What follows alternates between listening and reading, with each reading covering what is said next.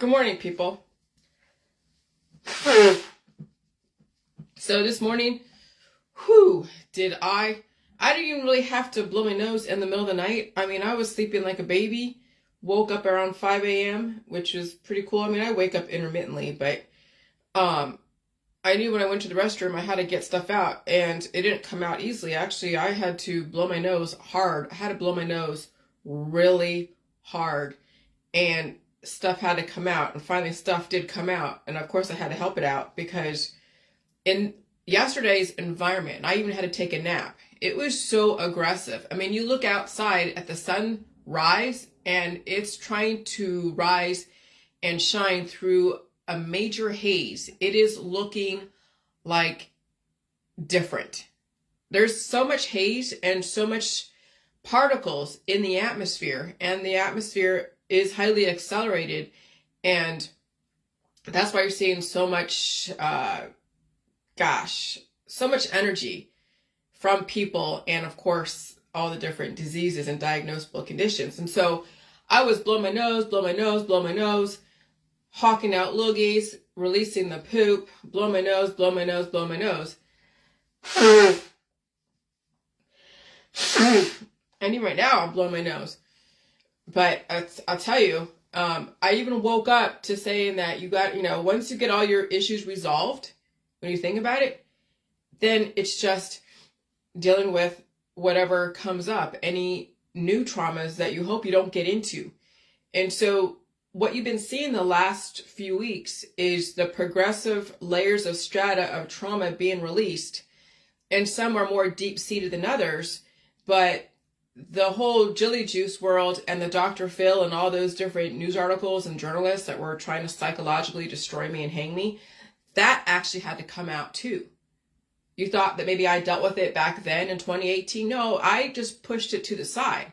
Oh, it definitely did traumatize me. Everything that happened during the 2018, 2017, 2018, that was a trauma, but it wasn't something I couldn't handle.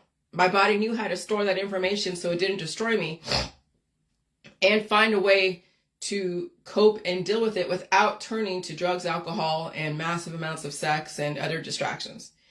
And so that came out the last couple days when I saw that journalists come through, and then when I was talking about journalists and what their intentions are. And they are going to be phased out because artificial intelligence, which I don't really understand that part of it, the whole chat thing, API, artificial intelligence, and how they're going to be phased out. But eventually, people are going to stop listening to those journalists that are trying to defame people or trying to destroy people.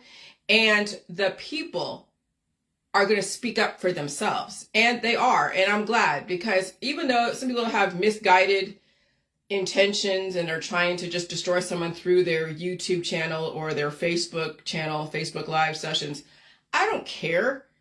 As long as you're getting your voice out, whatever it is, no one else is speaking for you. You're speaking for yourself, and your words will show people where you're at, what kind of trauma you have, and what kind of other issues that you have. So when you speak for yourself, people will see exactly where you are and who you are and how you are. And that way you don't lay blame on some journalist. You don't lay blame on anyone else out there. You will take full responsibility in what you write about yourself, write about other people, and what you say about yourself and other people. And so then we won't need journalists to go and speak for somebody. Yeah, if you get involved with a court case that's pretty intricate, you'll need lawyers to speak for you, because I ain't representing myself in some major court case. If that ever happened, it won't happen. But I mean, I will speak for myself. And so journalists are going to be phased out. And I'm going to say, people, stop using journalists to speak for you, because they ain't for you. And if you are a perpetual victim all the time, where you're going to need someone speaking for you all the time, then you deserve what you get, because you don't know how to articulate your position and figure out if it's even worth bringing something up. Remember the Epstein thing with those girls coming out against Epstein and Maxwell? Oh, Maxwell's in jail. Epstein's dead. Do they get millions and millions and millions of dollars? They thought they might get a few dollars here and there, but at this point, they have been exposed to be part of that whole situation. They spilled their guts. I'm sure on some level it can be embarrassing to be part of something like that. But then what makes it better is that if you come off as a victim, okay, which I know you're a teenager and you're being lured into something that you thought was going to help you out, but still, even a teenager. But hey, shit happens. But you voluntarily put yourself out there as an adult, exposing your choices as a teenager. And then of course the system exploited that situation and plastered all of those pictures. And of course the Netflix documentary just exploited that situation. And so is it worth really being a victim in our society? Is it really worth being a victim and looking for justice? Okay? But again, it's all the distraction because we have so much going on in our world, and people have been making choices that weren't good for them, and they come to find out later, 10 years later, 15 years later, that either they redirect or they go and try to find justice from 5 or 10 years ago. And what is that going to accomplish? Well, you hope you win money, right? But then when you play, you pay. You got to pay for that, and there's no guarantee that you're going to get the shit tons amount of money you think you're going to get from somebody that may have harmed you 10 years ago. Because now, you have every chance to redirect, and that includes what people think is harming them in the therapies world, in the air, food, and water world. It's kind of like a crazy circus right now. But I feel all these things coming out, and I'm releasing demons. I drink my milk or my cream and my coffee, and I release them, and I don't let any of that stuff stay in the body. But releasing them is a pain in the fucking ass, I'll tell you, because you literally have to sound like you're snarking out everything under the sun. Okay? And so the whole J world is about the stratas of layers of trauma that you have to resolve and release and face. Like literally you have, and some people have stuff that's so well hidden that they would have to disappear, or their significant other would have to find out what kind of trauma they've been under. And that's a huge can of worms that maybe you don't want to deal with. And the trauma could go back as far as several generations. Okay? And when you think you buried it and everything is okay, but then you have children, and your children has the trauma. And then the children will be like, well, why is this? Why is that? Why am I like this? Why am I like, why am I like that? Why? And then the mother has to deal with her shit. Then she has to go back and deal with the shit that she had with her mom and dad and whoever else. And then they have to go back to look at what they went through. And then all of a sudden you're realizing that all this trauma, all this shit, all these traditions that now ended up with an offspring that is so malnourished that will probably not survive climate change as it's going, as it is. Then you're going to realize that, holy shit, it goes way back. And then that's why with the rabbit holes, you can't just stop at one rabbit hole. All of a sudden, you have to take everything back to the 1900s. You can't stop at 1960. You can't stop at Hillary Clinton. You can't stop at George Bush and JFK. But that's what the conspiracy world has kind of glommed onto, is one part of history that Alex Jones has promoted and marketed for such a long time, but also with the Freemasons all the way back like maybe 6,000 years ago, but forgetting that, well, not really forgetting, but not taking into account all the alchemy that's involved in between, of which he is then promoting alchemy, of which, okay, it's not going to help people because alchemy produces antibodies.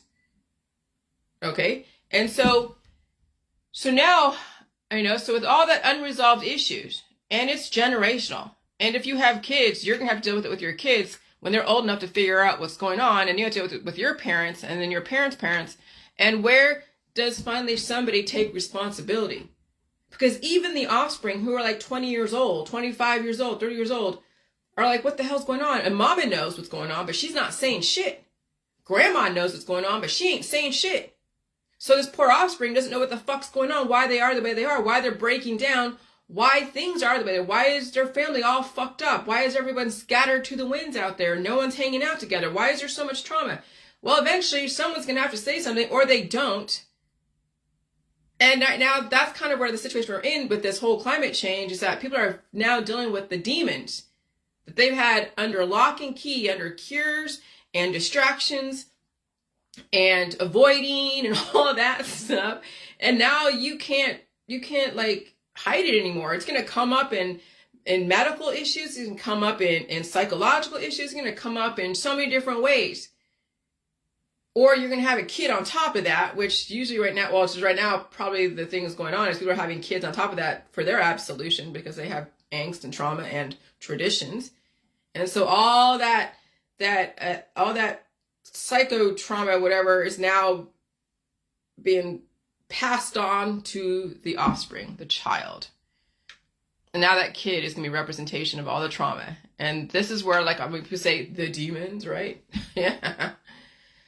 And so make sure you have closure to everything that is unresolved. And that's what I woke up this morning saying to myself. Make sure you have closure to everything that is unresolved. So I have 69 trillion microbes in me. And it has an infrastructure. And that's why I kind of like talk to myself when I ask myself questions and I answer them on Facebook. Because I am trying to look from the perspective of someone listening to me. As I'm talking, I have my own audience in my body, of course, out there. And the audience in my body asks questions, which is no different than people out there if they were to listen to me and I had a whole question answer. So, I wow. I just had a data dump there. Okay, so yes, right. I woke up saying this stuff to myself. I woke up, and so I know that things are inside of me just moving constantly. And with this climate change, it's insane. Okay? And so, yeah, even though the sun is really like orangey and it looks like it's toxic from all the different stuff. I don't say toxic, but it's showing a different hue. Why do I say it's toxic? Because there's a lot of elements that people who can't handle new information is going to develop antibodies against it. They're not going to release. And when they can't release it, this is why we have now the issues. But let's take everything back to I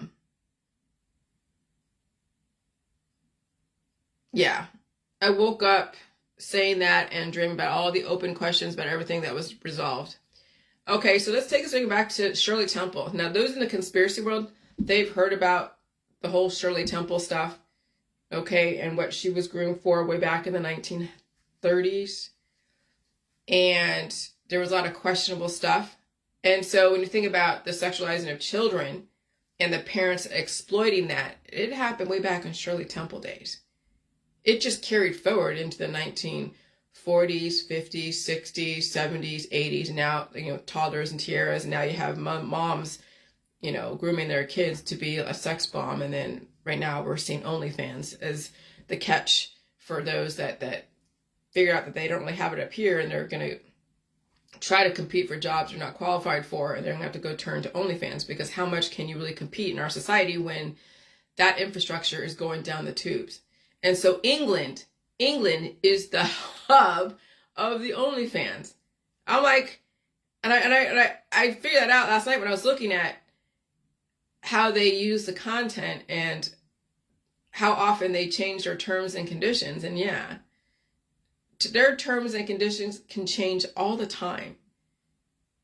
Okay, so maybe right now they say one thing and then 5 years later they'll say another thing, and all of a sudden now they're going to say we're housing all of this content for purposes in case of somebody being victimized in a crime that they're being forced to do in OnlyFans by somebody else, and we need to have this as an evidence.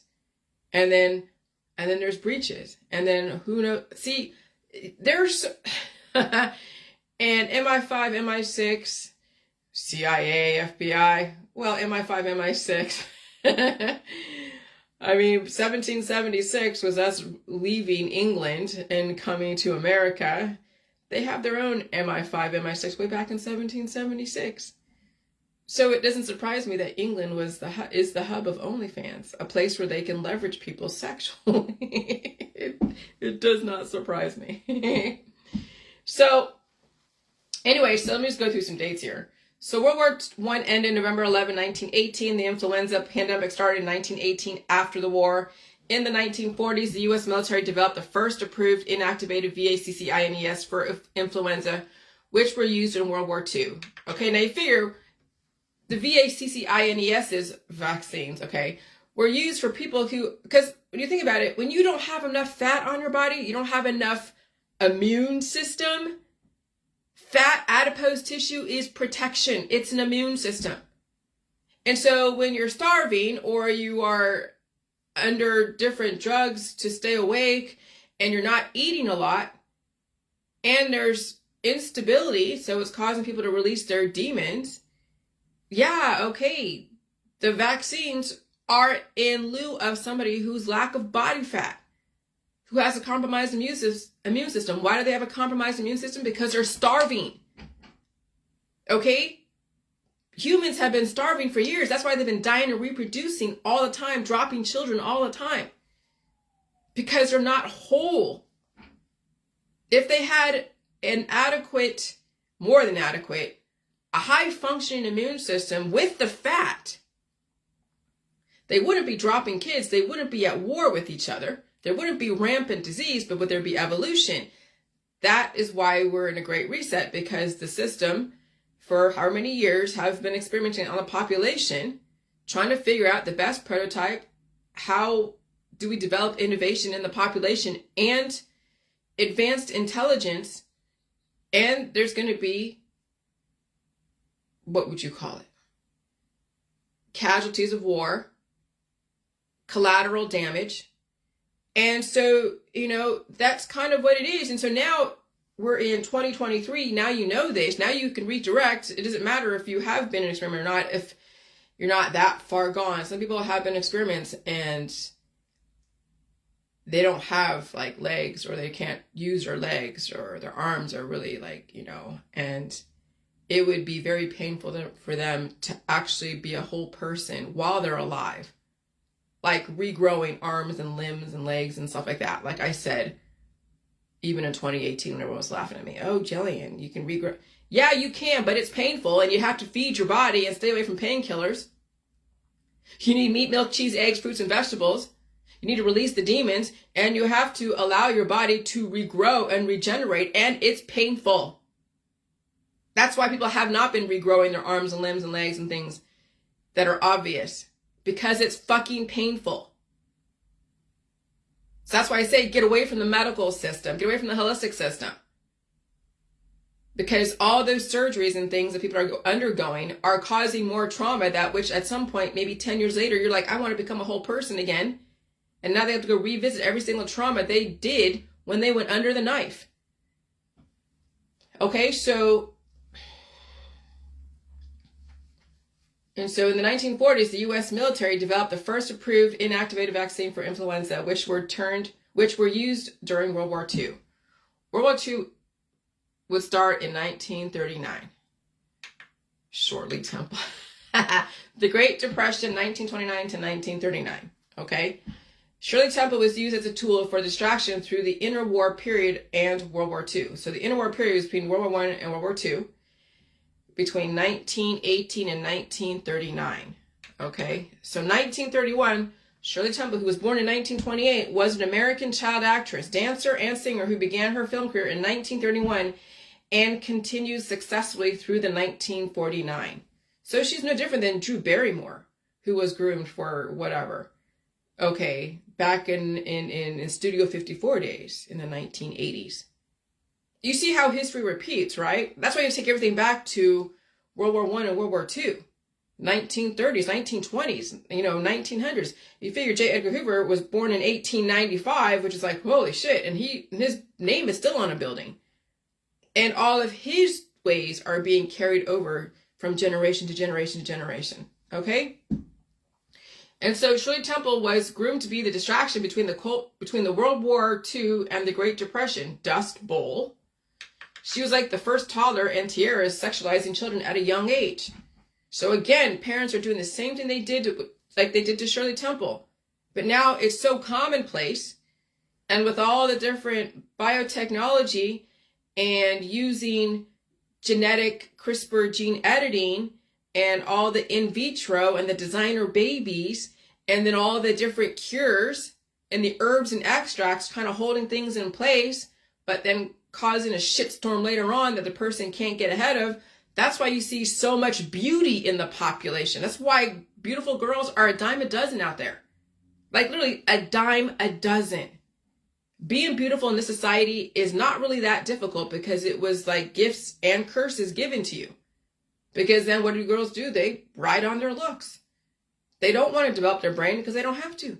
Somebody else is going to do things for them because they are so alluring.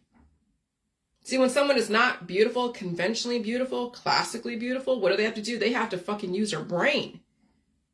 They have to use their brain because that's the only thing they have, because they're not going to get all the doors opening up for them with their looks. So they have to then work harder than the girl who is beautiful with the big tits. Okay? I know I'm being pretty crass there, but I mean, that's essentially what the situation is. And so yeah. So having a beautiful daughter is going to be a world of hurt, because then you have to marry her off. And could she fend for herself? Could she strategize herself out of a situation? Having a beautiful daughter isn't necessarily a good thing, because she would have to get married. She would have to go through all that pain and suffering of finding the right man. In this society, men are going through their own bullshit. And they don't want to be saddled with somebody's situation and somebody else's problem.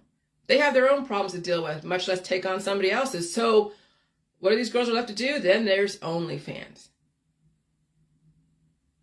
where they can just use their body like they were groomed for, even though their parents didn't know they did that to their own child. Because again, these universities, how many companies out there are going to take somebody?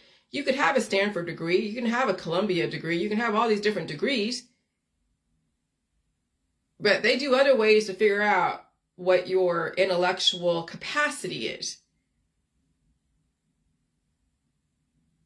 And if there's somebody in China or somebody in Europe that doesn't have as much of the trauma, isn't always looking, it has a different, yeah, you can have beautiful girls with high-level degrees, and they'll just be like in some job that maybe not be rewarding, and they eventually will get bored, and they're going to want to make more money, unless their parents are like rich. Then they have a trust fund, and that's a different story. But when you have so many people so beautiful, and they're not going to want to work that hard because they don't have to, and everything is given to them, and they're entitled. Now you're looking at YouTube and looking at Facebook, and you're looking at all the articles from like Daily Mail and all, and there are girls like, I'm too beautiful. Nobody wants to hang out with me because I'm too beautiful, right? See, so that's the thing. So in a way, being ugly in this society is not a bad thing. Being ugly and intelligent, but not being so ugly. Being relatively okay looking, but not being gorgeous. Like you're, like when I was watching, back in, I know I say like a lot, okay? But back in, I don't know, 1980s, and you're seeing like Mila Jovovich and Christy Brinkley and all this. Yeah. That was a lot of the programming. Oh yeah, you're going to get girls groomed to be so fucking gorgeous. And then you're like, okay, another girl that's pretty. Another one. And they'll be groomed for something specific. And then they deteriorate after they go through drama. Okay, so... Okay, all right. So Shirley Temple was groomed to be the distraction between World War II and the Great Depression, Dust Bowl. She was like the first toddlers and tiaras sexualizing children at a young age. With the sexualizing of children and the great pandemic and war, which was so much instability, electronics and other stuff, right? Because we know that pandemics come from instability, electricity. Starvation from the lack of adequate nutritional intake warranted the need for immunizations. If you don't have enough adipose tissue, they don't know how to respond to symptoms correctly and release, biotechnology would develop protein memories to attack foreign invaders in the body. That's why the V's. They're not poison, guys, okay? The fact that you hardly have any fat or you have too much and your body doesn't know how to differentiate between what is good and what is bad because there's too much protection. Then you have to do something really aggressive like some of these therapies. And then, of course, there is that immunological response. You're going to produce proteins. And then you're supposed to release, but people don't because they don't want to feel symptoms. All right? So that was the thing with the V's. And they had that even back, the immunizations back in like BC days in China when they're taking pieces of blistering proteins, like from people with measles, open sores, and they dry it up and they mesh it into a powder and then they inhaled it. That's what they did back then to develop immunity. It's like being exposed to it in the environment, but you're getting a preemptive through the nose. And then they bring in those entities and the body assimilates and then develops an immunity, and then everybody's happy, right? Nobody's going through a major immunological response because they got that exposure early. But now with the way people are with major predispositions, and they've constantly reproduced on bodies at deficits, you bring in an entity, whether it's just naturally in the environment or you preempt it, they're going to have a major immunological response or a minor one, and they're going to mischaracterize it. And then with all the heart palpitations, because the environment's changing, people are freaking out because they're having heart palpitations and they're taking things to stop it. I've seen that in some of these died suddenly groups. They're like, oh, I feel heart palpitations. My grandma, my mom, I did. And so they're like, yeah, here, take this for heart palpitations. They're taking antibiotics for heart palpitations. You know what I do for heart palpitations? I just go to sleep. I chill out, go to sleep, or I go take some cream or drink some cream or milk or cereal. I feed it. But I don't go and take an antibiotic for a fucking heart palpitation. But that's what people are doing because they don't understand. They were never taught to deal with symptoms, to deal with anything. They were never taught to deal with climate change. So starvation from lack of adequate nutritional intake warranted the need for immunizations. Okay, and so biotechnology would develop protein memory to attack foreign invaders in the body. It wasn't bad, of course, because look at the 1920s to 50s and then the golden era of Hollywood.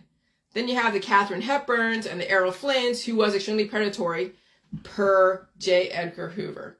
And so you had someone like J. Edgar Hoover and the G-men, or the government men, or the men in black. That's basically what Will Smith and that other dude, I forget his name, acting like with the whole alien stuff, right? Acting like judge, jury, and executioner. And so the G-men were the ones that kept society moral, right? J. Edgar Hoover was, he some stuff came out about him later, but he wanted the men in his, what is it, with the OSS to the FBI, well, no, from the FBI, he released the women out of the FBI. He hired men that were tall, dark, and handsome, that fit the Clark Gable image, that fit the image of tall, dark, and handsome, and relatively fit. He didn't want anyone obese. He didn't want anyone looking other than like relatively, beautiful. And that's what his image of what someone who is balanced in our sight, what the FBI should represent. Okay, now I'm kind of like paraphrasing that, but you can watch those documentaries on him. And so he represented the moral correct, the moral right, and then he also saw the sexualization, of course, Shirley Temple, and of everyone in Hollywood, and was doing those secret files, using that as leverage. Okay? And so that's where the whole Madonna whore syndrome came from. And so you had someone like J. Edgar Hoover and the G-men, or the government men, or the men in black acting like judge, jury, and executioner. And on top of that, new diseases were coming out because of dying and reproducing was encouraged. Everyone has been sexualized at a young age, looking for these images. And then you have the Kinsey Institute studying human sexuality out of Indiana. Okay? So the Kinsey Institute out of Indiana, is Indiana University, but they were studying human sexuality. Then the whole thing with the LGBTQ.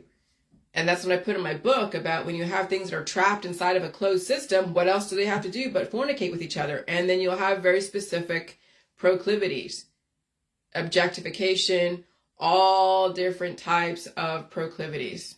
And you can't say they're not normal. They're absolutely normal based upon the biochemistry and the behaviors. nothing is abnormal in our society if it's coming out through proteins and biochemistry.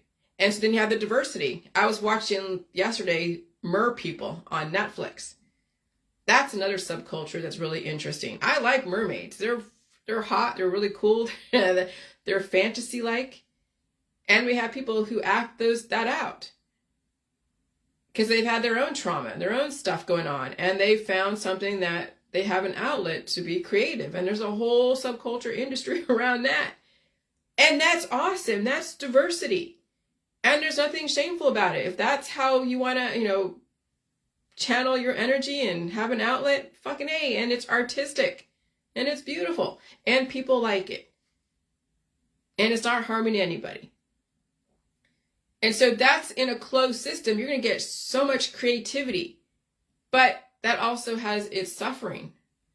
Because then those antibodies that are developed from all the different things that you've been exposed to, they're not allowed to be released. So they're fornicating with each other. Yes, developing new ideas and evolution. But then again, that will work against you if you don't release the demons. Okay. All right. Then you have the 1960s, 1970s, and 1980s. And so influenza immunizations were given out every cold and flu season. Weather was manipulated, of course. We know this. Weather has always been manipulated. Now you have many generations of children living on Earth and adults with so many generations of memories in people in conflict. More immunizations to help people, of course. More conflict, more diverse reproduction or sexual expression. And people still believe everyone should die someday. Okay, so but with that amount of diversity trapped in people's bodies, then this is why heart attacks and strokes, because the number one reason why people die, regardless, is because of heart attacks and strokes. But in the process, people are in pain. Massive amounts of pain or people are doing things purposely to look like someone in the media. So they're doing the surgeries, they're doing the Botox. And then when the body wants to now finally release that and regain its original form, they're in persons in pain. So what are they doing? They're taking painkillers, massive amounts of painkillers. And that develops more antibodies. Okay. And so I had to give you that background. I'll rewrite some of that because I talk to text. It's fucking insane. But I had to give you that background all the way from the 1920s and 30s and using Shirley Temple as a tool, as an example, as a tool, yes, as an example of where it all kind of started. And then you saw the juxtaposition of J. Edgar Hoover trying to bring up the moral side, because you can't have everyone all sexually going after each other and predatory. Then you have to have the other side of the religions, right? The religious right out there, and you know who they are. They were like, oh my God, no, that's shameful, that's bad, that's satanic, that's this, that's that. And so then you have that back and forth of those that are sexually free, and those are like, oh my God, that's satanic. And that's where the confusion and that's where the wars come from. Okay. And so then in my town, I'm noticing a lot of accidents and reports of dead bodies showing up around my town, in cars, people crashing into stuff, bodies found in rivers and behind buildings and whatever. And we know there is fentanyl and cannabis and other types of illicit drugs that go on. But I mean, we had one accident happen yesterday just down the street. I was like, holy shit, it sounded like something that you see on TV, because I was watching something on Netflix and I hear that in the background. I'm like, is that on TV or is that outside? And so my gut told me it was outside. And it was down the main street. And I see my neighbors all going this way, going like, what the hell is going on? I didn't go out there, but I saw them go that way and then they came back. But, one accident happened yesterday down the street and I heard it. And so I'm saying, be careful, stay home, stay safe. The environment is really aggressive. Like, it literally is really aggressive. And here's the thing. Yes, we know there are drug overdoses and there are illicit drug overdoses. But remember, people are also on extremely strong prescription drugs, which in this environment could be looked at as an overdose based on how their body operates and processes the chemicals. But see, when someone dies from their disease, right, and they're on a string of drugs, well, if they haven't been labeled as a drug addict using illicit drugs like fentanyl or who knows what, or heroin, and they're on a string of prescription drugs and they are battling cancer, how do they write on the report? They died from cancer. I don't know what it exactly says on their HIPAA report because that's private. But people say, oh yeah, they died from cancer. They died fighting cancer. The cancer took them over. Well, when you think about it, it wasn't like the cancer took them over. It was the fact that they had so many antibodies from all the drugs trying to stop the growth that the body couldn't handle. And so I would say overdose, because that's probably very technical based upon correlation equals causation. But eventually the body can't handle that many antibodies that is not being released. When you're attacking life in your body with drugs, I don't care what kind of drugs, but with any kind of drugs, herbs and extracts, and you're not releasing because you're stopping the body from doing it, it has a lifespan. There will be a shutdown at some point. So remember, people are also on extremely strong prescription drugs, which in this environment could be looked at as an overdose based on how their body operates and processes the chemicals. But what happens to the body when it overdoses? It goes into cardiac arrest. The antibody proteins that are produced to protect the body become so numerous that it shuts the vital organs down and or drowns the person respiratorily. Okay? And so when you think about someone dying from a drug overdose, it's they're drowning in their own mucus because all those antibodies are coming up and the body's trying to release, and they're not coughing and sneezing or blowing their nose, or it fills up in their arteries and capillaries and it causes a clot, and it clogs up their arteries and capillaries, causes a clot, and then they can't get oxygen to their brain or to their vital organs, and then there's a cardiac arrest right there because the body is going to try to attempt to push it through, but it doesn't have enough substance.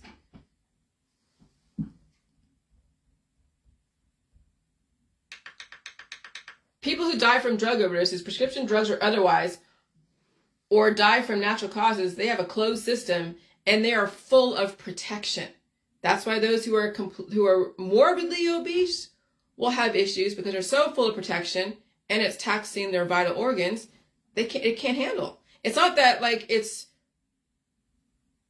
causing pressure because you have so much protection. Obesity is morbidly obese is too much protection.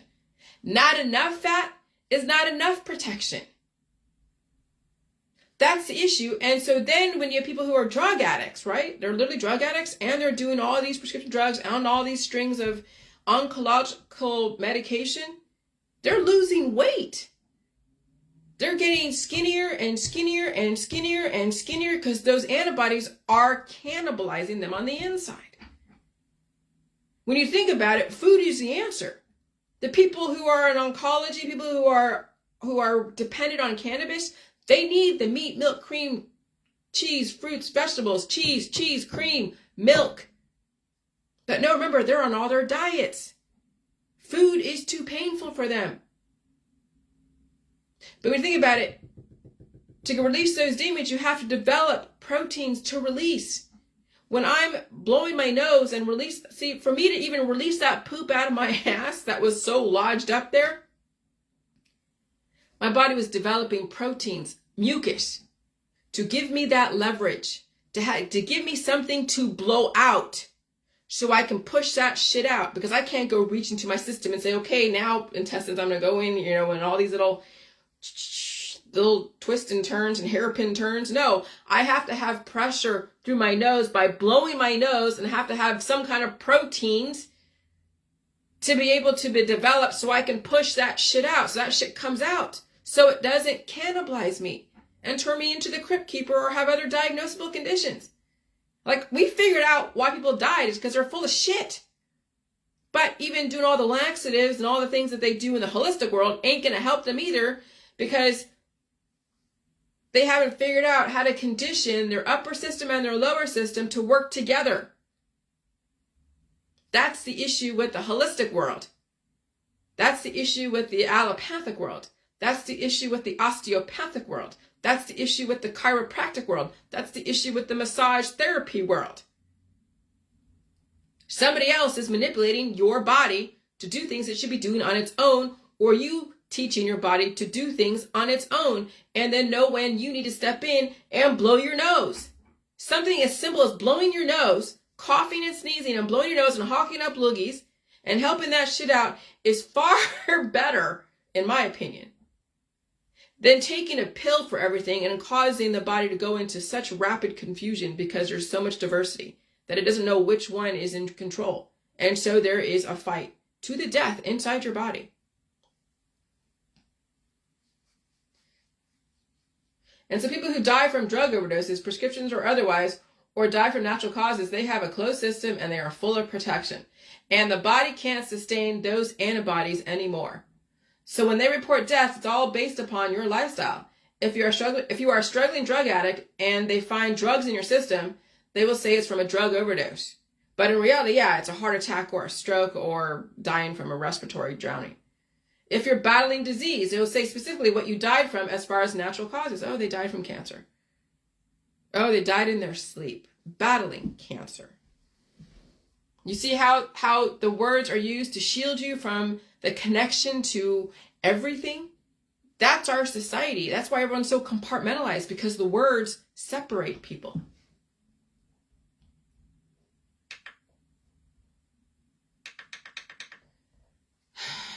It's crazy out there. But what ties everything together is the fact that people are not used to an extreme environment such as this.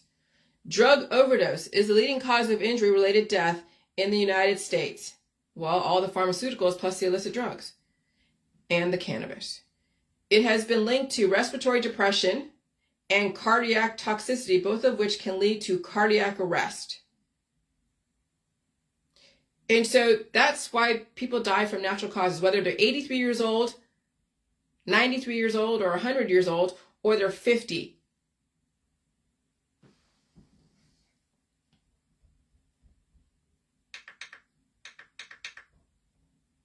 And I'm saying people can release the demons, but it is a battle. And you need food. You need meat, milk, cheese, eggs. You need rest.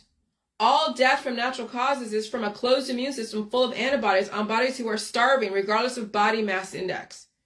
So regardless of body mass index, if you die from natural causes, you have too many antibodies in your body that are taking down your infrastructure day by day until your vital organs can't work anymore. Their bodies are overtaxed and nutritionally deficient. And no, supplements are not the answer. To the cannabis users, I'm not trying to rain on your parade or ruin your day, but you deserve another option besides cannabis. It's called food and release and rest. By the way, cannabis also produces antibodies, which is why the THC shows up in a drug test. THC antibodies. So imagine someone who smokes pot every single day and they're not really eating a lot, even though they're like, yeah, it gives you the munchies. But the food that you're taking in is feeding the demons. It's not feeding you. Or you'd see cannabis users be so healthy because they're eating food. No, they've kept those demons inside from all the cannabis. And so that's the devil, the demons, the possession. Cannabis and all the different drugs out there, I don't care what they are, it's like a possession. And even though you're feeding the body isn't getting any nutritional benefit really, because look at the person, they're deteriorating. But can you tell someone that who is in pain? No. Because when they're in pain, they don't want to feel pain. I get it. Some people are not that far gone. Some are. Some may have a chance to save themselves. Some don't. I can't say because some people can't save themselves, I shut the fuck up and not make them feel bad. If you can't save yourself, don't watch my shit, because I will make you feel bad because you feel that you can't do anything but do what you're doing. But there are some people who are just starting off or have been doing the pot, but they don't really have to be on it. It's not necessary. It's more of a recreational. But when it becomes recreational, then it becomes a need. Then it becomes more than a habit. It becomes an actual physical need that once they get off of it, if they try to get off of it, it's going to be a process to transition to get off it. And is it worth them even going through that transition, much less bringing up all the memories from the past of why they took the fucking cannabis to begin with as a recreational thing? Because I can have fun without doing drugs or alcohol. I have fun just reading shit. I have fun watching movies. I have fun eating ice cream. My little ice cream cone that I have, daily, that's my fun. I have fun going outside. I have fun hanging out with my husband occasionally. I don't need the substances or the drugs to have fun. I listen to music to bring up the hormones. Like when I want to listen to stuff like Saturday Night, what is it? Staying Alive? Yeah, Saturday Night Fever. I'll listen to my own reels to bring up hormones, to have fun. Okay? You got to lower your expectations of fun so you don't fucking destroy yourself. But that's the thing, is we have kept upping the bar of what fun is. That people are they're blitzing out because they're taking fun to a level that is destructive.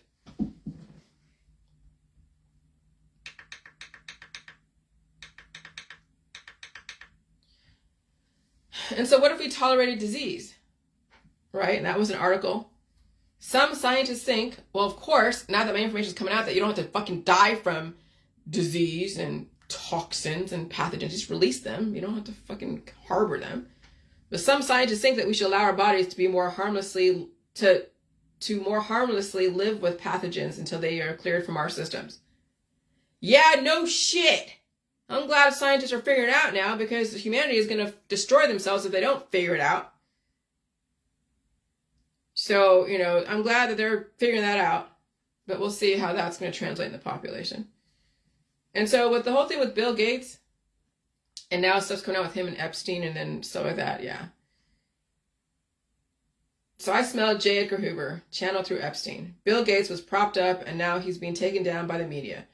Not because of his inventions, which eventually will be outdated because people will just take on the fat or lose the excess. They won't need the VACCINESs. The reason why there was a need for vaccines because people were compromised. They didn't have enough fat on their body, or they had so much of it. They were too protected or not protected enough. They needed to have that intermediary. That's why they were giving them to third world countries, because they didn't have enough fat on their body. And you can't force someone to gain weight fast. You can't. That would destroy them. When someone is starving with a bloated belly, they have to be given milk and meat and cheese and eggs, all that, slowly transitioning them to build up their immunity, build up their body. And so what they did with the V's over there in third world countries was not bad. But when people make correlation equals causation for whatever reason, because they've been radicalized, they're not going to listen to that. But what gives you a strong immune system when you don't have too much protection, and what gives you a strong immune system when you don't have too much protection or you don't have enough protection? You have to know how to deal with your own immune system. You cough, you sneeze, you blow your nose, you lessen the amount of antibody development from bringing in all the drugs and the herbs and the extracts, and you stop using the medical holistic system. Like, you literally have to wean yourself off of the medical holistic alchemists out there. And I'll tell you, they're a dime a dozen. Drugs are on your street. Everyone's doing drugs in your society. They're doing the cannabis. They're doing all the different opioids, painkillers. It will not be difficult to find something to relieve your pain out there. They're putting together concoctions. And so then you have to be stronger than everyone around you. And if that means you have to extricate yourself from people, fucking do it to save yourself. Because a lot of your friends and family, most of them, if not all of them, are under some kind of drug therapy. They're on some kind of legalized cannabis or medicinal cannabis. They're under prescription drugs. They have undergone operation after operation after operation, and they're on a string of drugs in response to that because their body is in pain because it wants to come back from all that trauma. That's why I say at some point you're going to have to extricate yourself from those that are trying to self-medicate through drugs and alcohol and distractions. And if you can't, okay, you made a choice. But you can't save yourself and save the world at the same time. Because you think being out there hanging out with your friends and family is going to save them from loneliness? That's what you're doing when you're out there entertaining somebody else and their drug habits and their alcohol habits, is you're trying to save them from loneliness. They need someone to hang out with. What about you?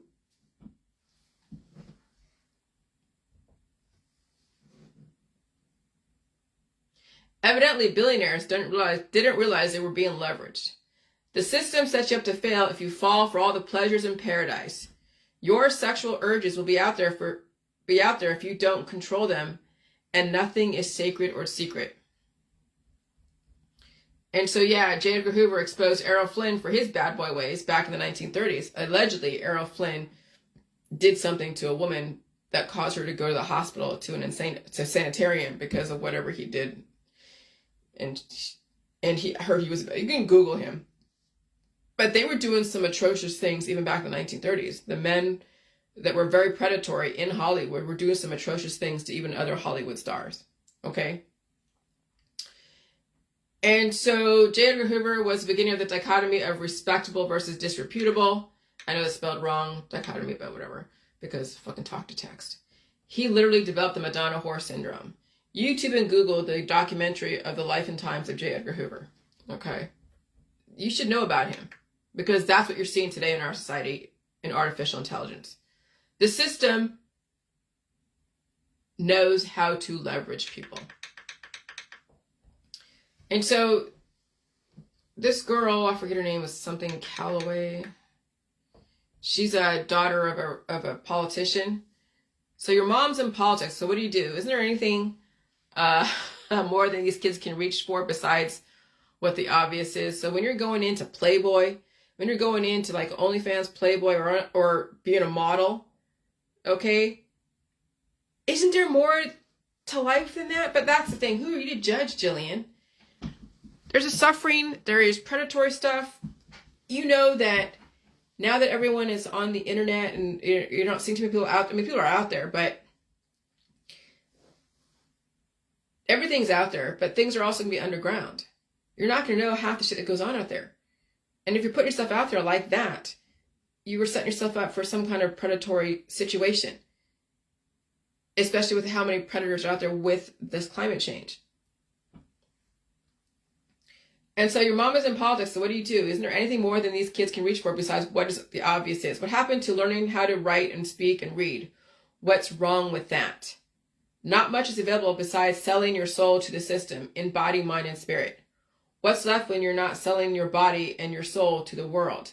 Maybe it's time to use your brain, girls and boys and binaries and non-binaries. Maybe read everything on the internet and all the classics. Read everything. Understand the world, not just from your parents' point of view of politics, because that's not the reality. That's not the only reality. That's one reality, but that's not the only reality. This is what I'm saying. Too many kids are tunneled. They either follow in their parents with the footsteps, or rebel to such a level. They go off the deep end to the extreme. And so I'm glad I had an outlet to go to, an extreme that many people aren't doing at this point. When people around me are pounding death into me, I rebel and I want to live, and I pound life right back into them. When everyone's under the influence, I want to be sober. So let's hope the alpha beta generation rebels against their families who are under the influence all the time right now. Let's hope. Because I remember my mom saying, either I'm going to rebel or I'm going to follow in her footsteps. Well, I'm not becoming a psychotherapist. Obviously, I'm rebelling. She made sure I wasn't going to follow in her footsteps, because then I would learn what the hell's going on. But I'm rebelling against being under the influence, because her motto was better life through chemistry. Not necessarily. There's a lot of suffering when you're living your life through alchemy. So I won't be under the influence of even prescription drugs or operations. I don't believe people should die someday. So I'm rebelling against everything that my parents did, because that was their world back in the 1930s. That's what she grew up in, the 1930s, 1920s, 40s. And so I had that unique opportunity to rebel against all of that and feed my body, because she's also against food, like a lot of food. She ate food, but she wasn't eating the meat or the milk. She had the chicken and the fish, but not the meat or the milk. And hardly any sugar, hardly any fat, hardly any salt. Salt was off the table. Sugar was off the table. Junk food was off the table. It was like artificial sugar, aspartame, sugar-free everything in the 1980s, and oat bran. And so I rebelled against all of that. You need sugar, you need salt and water, you need fat, you need milk, you need meat or complete proteins, like literally complete proteins. You need cream.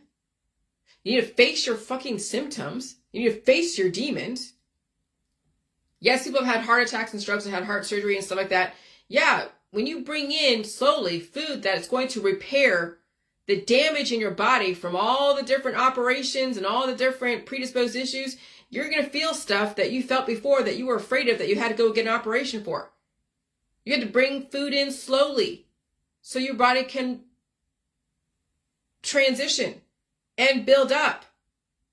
The heart walls build up, the intestinal walls build up, the arteries and capillaries. And that's a process. But you need salt. Salting in is bringing everything together. People have salted out, but they didn't have to anymore, because the reason why they salted out was they wanted to do a detox, right? That was the waterfalls in the J world way back in the early beginning, because we didn't have the ionosphere to make everything crazy.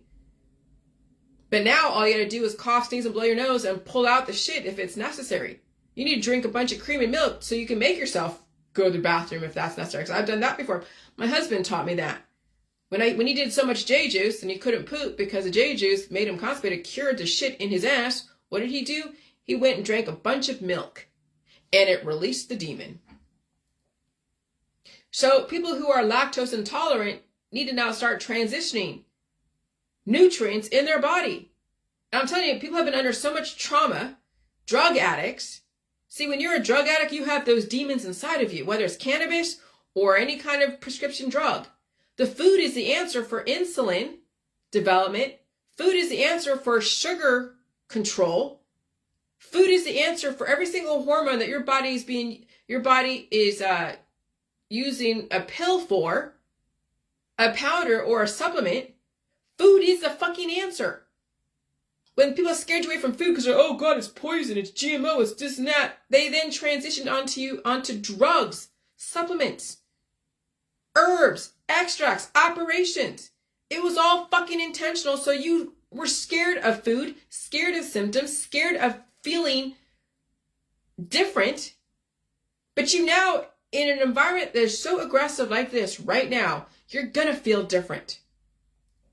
Let me tell you, again, I felt the lightheadedness. I felt dizzy when the climate would change and they raised the levels of frequencies in my area. I was dizzy. I was feeling almost drunk. I had the hives. I had the throbbing head. I had a throbbing headache. Well, not really. I had a headache this morning. And then when I pulled out that shit, the headache was gone. I had a bit of a headache this morning before I came on. But what did I do? I coughed. I sneezed. I blowed my nose. But I went through the days of having headaches, the throbbing on one side, the throbbing on the other. And what did I do? I fed it milk. Well, I fed it meat. I should have fed it milk, but then I was drinking a bunch of milk back then. But then within the last month or so, 2 months, I've been now on the whole cream kick because you need milk. And that's what was bred out of the African American population when they were the ones that started the whole milk and cream as a nutritional element to promote longevity way back 6,000, 10,000, 8,000 years ago in the cradle of humanity. And then the Anglo-Saxons bred that out of certain populations. They took milk away from certain populations. Now it's kind of coming back, but guess who are the healthiest? The Northern Europeans.